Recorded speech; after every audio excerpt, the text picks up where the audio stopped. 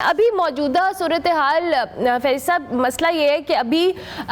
یہ آپس میں بات کرنے کے لیے کوئی بھی تیار نہیں ہے، چاہے وہ حکومت میں ہے یا اپوزیشن ہے، کوئی بھی جماعتیں ہیں. ہم نے کلیش کی صورتحال پیدا کر لی ہے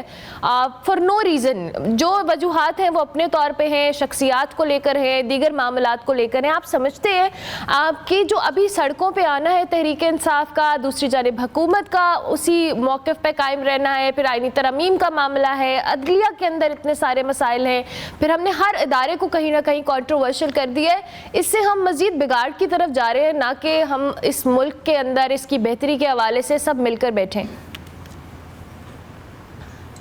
دیکھیے، دو تین بڑی اہم وجوہات ہیں اس کی. ایک تو ہم شخصیت پرستی کے مارے ہوئے لوگ ہیں، نرگسیت کے مارے ہوئے لوگ ہیں، اپنی میں اور انا کے خور میں پھنسے ہوئے لوگ ہیں، اور ہمیں جب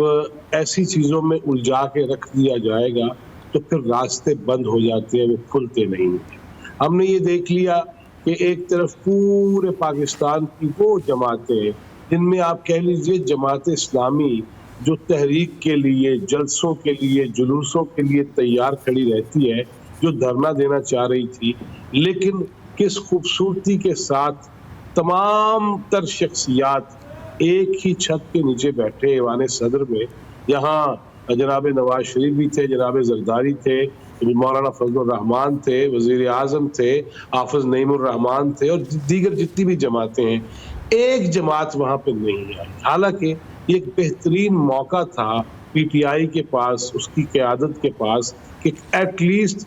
فلسطین کے حوالے سے، غزہ کے حوالے سے، اسرائیلی مظالم کے حوالے سے اگر وہ استعارتاً، اگر وہ شہیدوں میں وہ انگلی کٹا کے بھی نام لکھوا لیتے اور کوئی ان کی ایک شخصیت بھی آ کے بیٹھی ہوتی تو پاکستان کا ایک خوبصورت ترین چہرہ عوام کے سامنے، لوگوں کے سامنے، بین الاقوامی پلیٹ فارم پہ بھی چلا جاتا. لیکن نہ جانے کیا بات ہے کہ اسرائیل ٹوڈے، یروشلم پوسٹ ہو یا پھر ایون اقوام متحدہ کا پلیٹ فارم ہو، وہاں پہ اسرائیلی مندوب کو یہ کہنا پڑ جائے کہ پاکستان میں ایک ہی شخصیت ہے، مہاتما، جو جیل میں بیٹھے ہیں، ان کے انسانی حقوق سلب ہو رہے ہیں. حالانکہ وہ اسرائیل کس منہ سے انسانی حقوق کی بات کر سکتا ہے، جو بچوں کو، جو خواتین کو، جو بزرگوں کو شہید کر رہا ہو، ہزاروں کی تعداد میں، پورا شہر کھنڈر میں تبدیل کر دیا گیا ہو،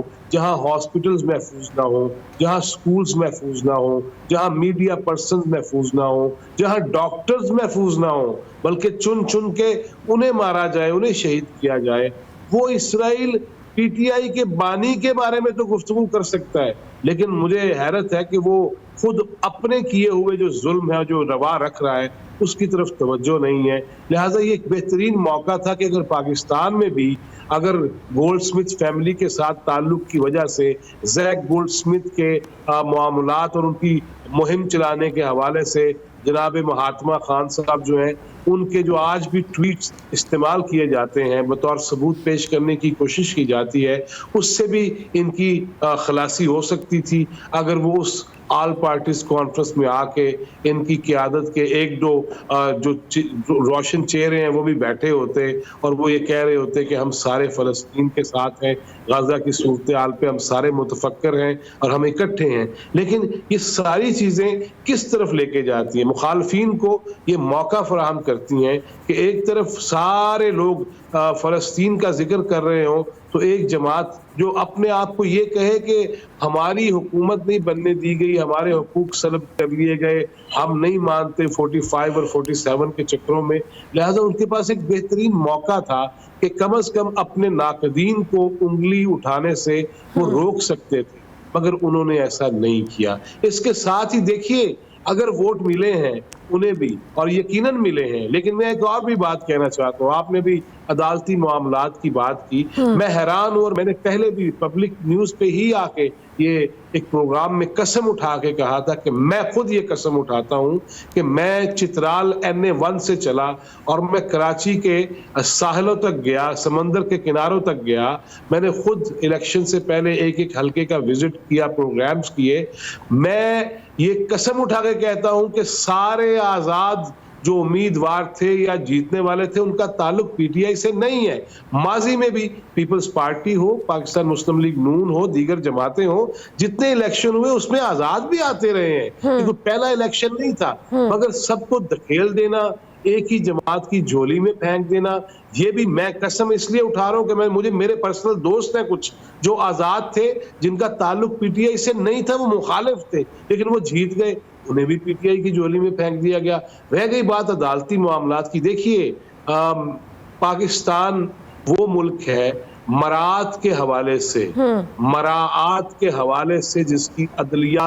पहले नंबरों पे आती, लेकिन इंसाफ की फराहमी में निचली सतह से पहले नंबरों पे आती। लाखों केसेस हैं जो ज़ेरे इल्तवा है। आज मैं देखता हूं कि पोता वो अपने दादा के लिए इंसाफ का मुतलाशी है और दादाजी अगले जान अपने दीगर हिसाब किताब दे रहे हैं। लिहाजा इन सारी जो चीजें हैं और सारी सूरत हाल में क्या अदलिया के अंदर इस्लाहात नहीं होनी चाहिए? होनी चाहिए। और मैं ये नहीं कहता हुकूमती मौक़िफ़ क्या है, मैं ये नहीं कहता अपोजिशन का मौक़िफ़ क्या है, मैं ये नहीं कहता कि पीटीआई जो है वो सुप्रीम कोर्ट से क्या चाहती है, मैं ये नहीं कहता कि पाकिस्तान पीपल्स पार्टी और मुस्लिम लीग नून क्या चाहती है, उनकी नीयतें क्या है, मैं इस तरफ नहीं जाता, नीयतों का हाल अल्लाह जानता है। लेकिन क्या दुख नहीं होता कि आज अदालतों के अंदर इस किस्म के केसेस हों जिनका फैसला मैं समझता हूं कि चंद दिनों में होना चाहिए और वो मुआशरे पनप नहीं सकते, वो जिंदा नहीं रह सकते जहां पे इंसाफ ना मिले। लेकिन हम ये देख रहे हैं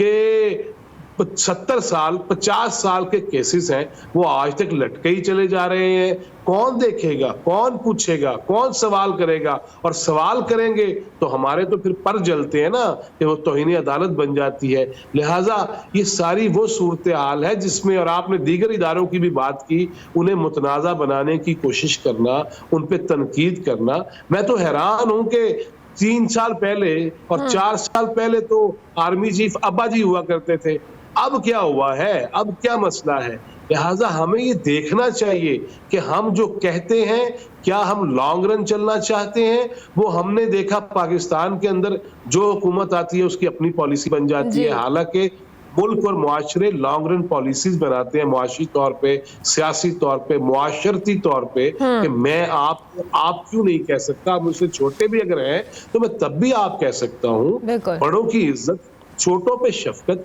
ये हमने जब मतरूक कर दिए, सिलसिले छोड़ दिए, तो फिर हम ज़बू हाली का शिकार हुए। आज भी मैं तो हमेशा जहां बैठता हूं मैं हाथ जोड़ के, अब भी हाथ जोड़ रहा हूं सबके सामने, कि खुदा के लिए इस मुल्क के, इस कौम के बच्चों के लिए क्या कसूर है उन बच्चों का जो अभी आलमी अरवा में है और एहतजाज कर रहे हैं वहां पे कि मैं नहीं जाना पाकिस्तान, क्योंकि पैदा होते ही बच्चा 2,95,000 का मकबूल पैदा हो रहा है। क्या कसूर है उसका?